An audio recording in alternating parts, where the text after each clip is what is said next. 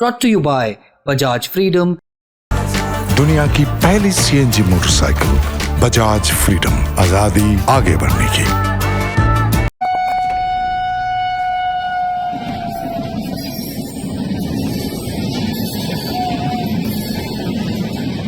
एक ट्रेन चल रही थी, उसे बिहार जाना था। एसी खराब हुआ, लोगों को गर्मी लगी, एसी सुधारने वाले आए, एसी डक्ट को खोला गया। लगा कि यहाँ से गड़बड़ी निकलेगी।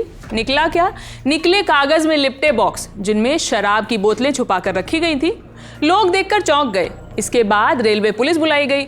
आरपीएफ और जीआरपी की मदद एक एक करके कोच में मौजूद कई एसी डक्टों की चेकिंग की गई, जिसके बाद 22 बॉक्स बरामद हुए जिनमें कम से कम 150 से ज्यादा शराब की बोतलें छिपाई गई थी। लेकिन मामला सामने आया कैसे? दरअसल 12 अगस्त की दोपहर करीब 3:15 बजे लखनऊ बरौनी एक्सप्रेस लखनऊ जंक्शन से रवाना होती है।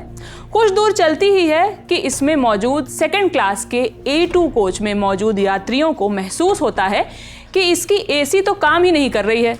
लोग गर्मी से बेहाल हो रहे थे।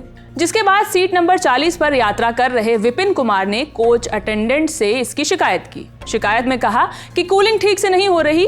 आगे जाकर लखनऊ से लगभग 50 किलोमीटर दूर बुढ़वल में टेक्निकल स्टाफ मौके पर पहुंचता है और एसी की जांच करता है। जैसे ही इसके लिए उसने एसी डक्ट खोला, वैसे ही शराब से भरे बॉक्स सामने आने लगे और तस्करी का खेल खुल गया।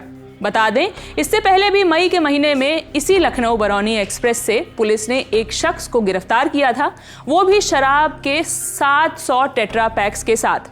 शख्स बिहार के समस्तीपुर का रहने वाला था और ट्रेन के ही जनरेटर रूम का कर्मचारी था, जिसके बाद पुलिस ने उसे गिरफ्तार कर जीआरपी के हवाले कर दिया। ट्रेन के जरिए शराब तस्करी के मामले तो आपने कई बार सुने होंगे, खासकर बिहार जाने वाली ट्रेनों में जहां शराब पर बैन है। अक्सर सामान के बीच रखकर शराब का रूप बदलकर ये तस्करी होती है। दूसरे राज्यों से कई तरह के जुगाड़ लगाकर तस्करी को अंजाम दिया जाता है, कभी अनाज में तो कभी वॉशरूम में छुपाकर। इसके अलावा रोड के जरिए तो तस्करी होती ही है, लेकिन ऐसा मामला तो विरले ही दिखेगा जहां खुद ट्रेन को ट्रेन में तस्करी के साधन के तौर पर इस्तेमाल कर लिया गया है। इस खबर के लिए तमाम जानकारी जुटाई थी मेरे साथी शुभम ने। कैमरे के पीछे है कौन? फिलहाल गौरांश। बाकी खबरों के लिए देखते रहिए द ललन टॉप। बहुत बहुत शुक्रिया।